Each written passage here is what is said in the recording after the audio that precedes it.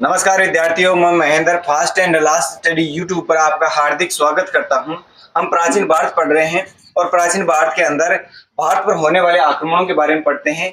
भारत में सबसे पहले आक्रमण करने वाले ईरानी थे, यानी ईरान से आए हुए शासक हैं। उन्होंने सबसे पहले हमें इनके प्रमाण मिलते हैं कि इन्होंने सबसे पहले भारत के ऊपर आक्रमण किया था ईसा पूर्व में, यानी ईसा मसीह के जन्म से पहले की बातें हैं, प्राचीन भारत की बातें हैं। तो भारत में विदेशी आक्रमण हुआ था ईरानियों का। तो ईरानियों का आक्रमण हुआ था, उस समय सिंधु नदी थी। इस सिंधु नदी को वह सैको है बोला करते थे, इसलिए हिंदू नदी वो बोलते थे। और हिंदू नदी के जो पश्चिम में रहने वाले व्यक्ति थे और जो नागरिक थे उनको ये हिंदू के नाम से जानते थे या हिंदू कहते थे उनको। इसी कारण भारत का नाम हिंदुस्तान पड़ा था।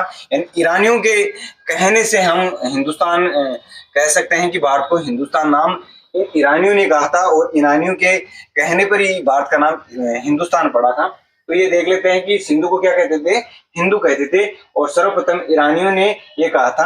अब बात करें कि ईरानियों में सबसे पहले आक्रमण करने वाले शासक कौन थे, तो ईरानियों में सबसे पहले आक्रमण करने वाले शासक थे डेरियस प्रथम। इस डेरियस प्रथम का बार बार प्रश्न पूछा जाता है।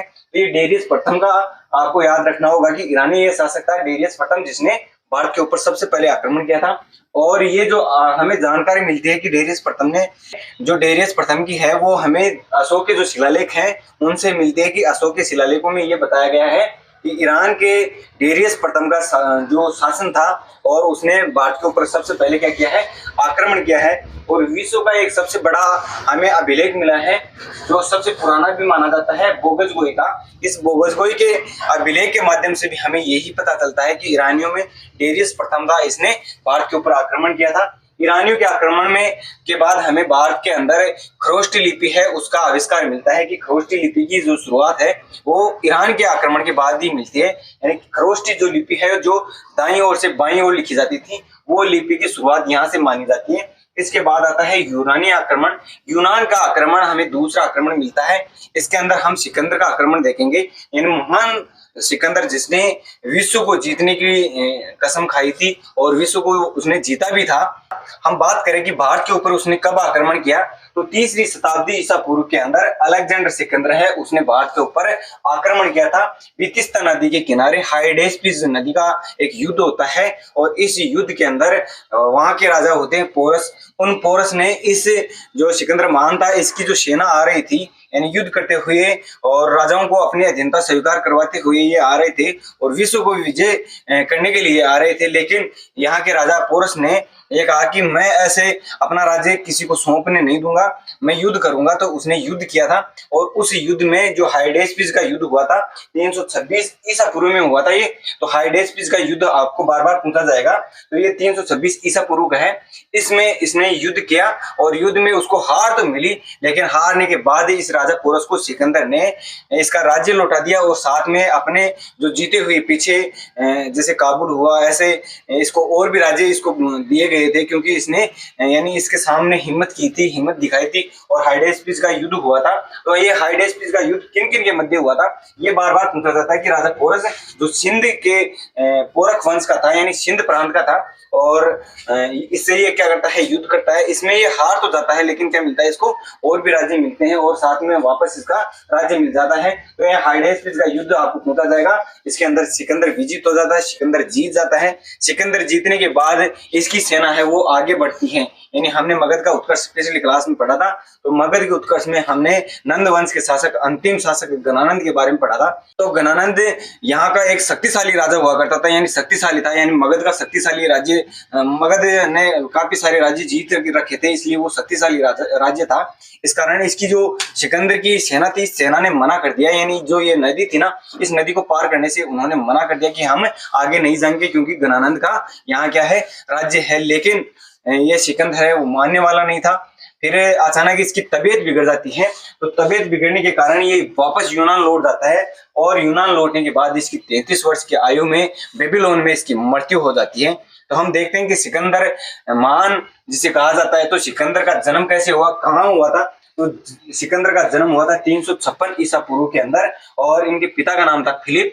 इस फिलिप को 362 ईसा पूर्व के अंदर मकदूनिया का यह शासक बना था और उसकी हत्या कर दी गई थी। यानी जो मकदूनिया का शासक बन गया था इसका पिता, उसके हत्या करने के बाद इसने ठाना था कि मैं विश्व विजेता बनूंगा। उसके बाद ही विश्व विजेता के लिए ये चारों ओर के जो राज्य होते हैं उनको हड़पने लग जाता है, उनके ऊपर युद्ध करने लग जाता है, अपनी सेना इकट्ठी करके ले जाता है।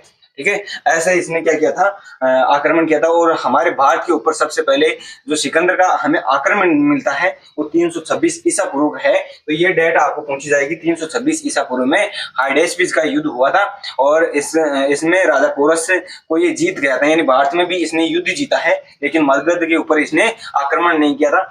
सिकंदर के बाद देखते हैं मौर्य वंश। इस मौर्य वंश का शासनकाल 323 ईसा पूर्व से 185 ईसा पूर्व का माना जाता है। हम मौर्य वंश की जानकारी कैसे मिलती है, तो मौर्य वंश की जानकारी हमें ऐसे मिलती है कि जो मगध था, इस मगध के ऊपर गणानंद वंश के गणानंद का क्या था, शासन चल रहा था। तो इस गणानंद ने अपने एक ब्राह्मण व्यक्ति था जिसका नाम था चाणक्य, इस चाणक्य को ये बेइज्जती करके उसको निकाल देता है। तो इससे ब्राह्मण ने, या जो चाणक्य था, इस चाणक्य ने इस गणानंद से बदला लेने के लिए, यानी इसका राज्य हड़पने के लिए कसम खाई थी। और कसम खाने के बाद ये चला जाता है और चंद्रगुप्त मौर्य है उसको ये मिलता है, यानी छोटा बालक ही होता है चंद्रगुप्त मौर्य, लेकिन उसकी जो रणनीतियां होती है कि कैसे एक राज्य को जीता जाए, तो ऐसी उसकी रणनीति को देखकर उसको अपने साथ ले जाता है। और कुछ समय बाद ये चंद्रगुप्त मौर्य को जो गणानंद का राज्य था, जो मगध है, इस मगध को जितवा देता है। यानी चाणक्य की मदद से चंद्रगुप्त मौर्य है वो इस गणानंद को हरा देता है और मगध की गद्दी पर बैठता है। 323 ईसा पूर्व के अंदर हमें मगध का हमें उल्लेख मिलता है कि यहाँ पर मौर्य वंश की नींव चंद्रगुप्त मौर्य ने डाली थी। अब हम देखें कि मौर्य वंश की जानकारी देने के स्रोत कौन कौन से हैं। तो साहित्यिक स्रोतों के अंदर बात करें कि साहित्यिक जो किताबी रूप में लिखे हुए हैं, तो साहित्य के स्रोत है जिसके अंदर अर्थशास्त्र जो चाणक्य का लिखा हुआ है, चाणक्य को कौटिल्य भी कहा जाता था और विष्णुगुप्त भी कहा जाता था। यानी इस चाणक्य के 3 नाम थे। जिसकी अर्थशास्त्र पुस्तक है, इसको हम राजनीतिक शास्त्र बोलते हैं, यानी राजनीति के ऊपर लिखी हुई किताब है ये। अर्थशास्त्र नहीं है, ये राजनीतिक किताब है। तो राजनीतिक शास्त्र है ये। हमें इस बात का पता चलता है कि यहाँ पर मौर्य वंश था और इस समय था, यानी 323 ईसा पूर्व यानी बिफोर क्राइस्ट, ठीक है, और 185 ईसा पूर्व तक था। इसके बाद देखते हैं दूसरी किताब। ये किताबें पूछी जाती है आपको, तो ये किताबें आपको मोस्ट इंपोर्टेंट है, याद रखनी होंगी।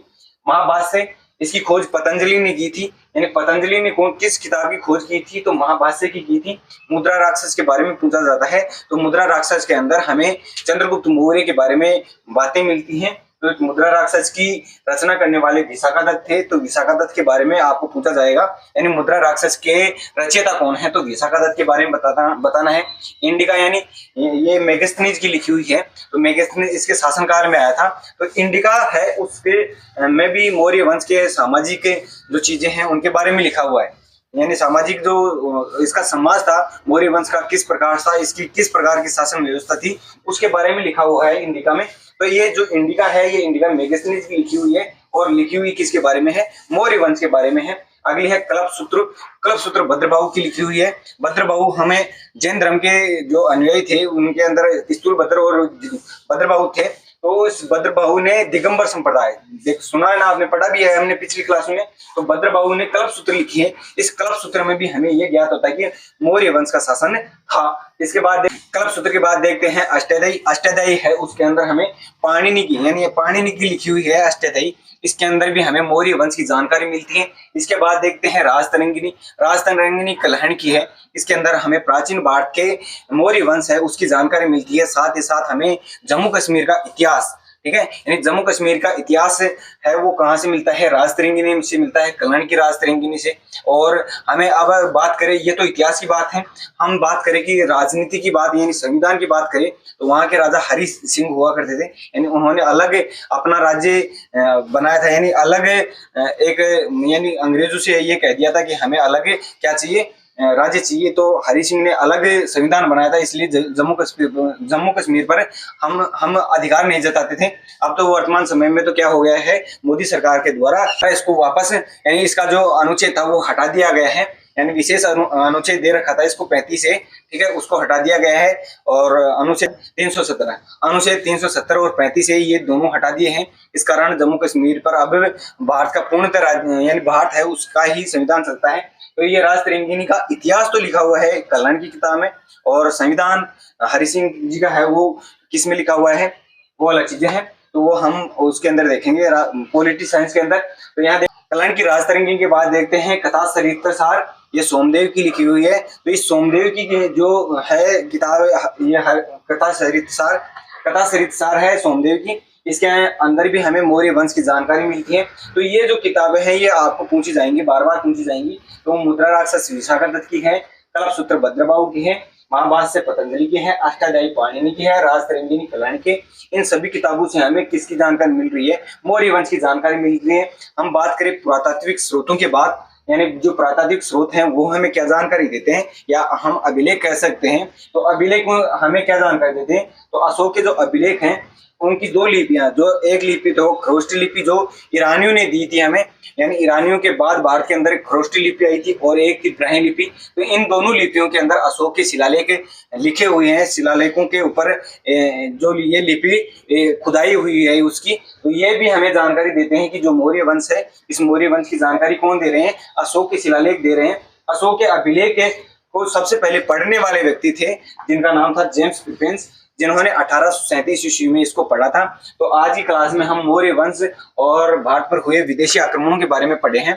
अगली जो क्लास होगी उसके अंदर हम मौर्य वंश के बारे में, इनके शासकों के बारे में पढ़ेंगे। तो आज के लिए इतना ही।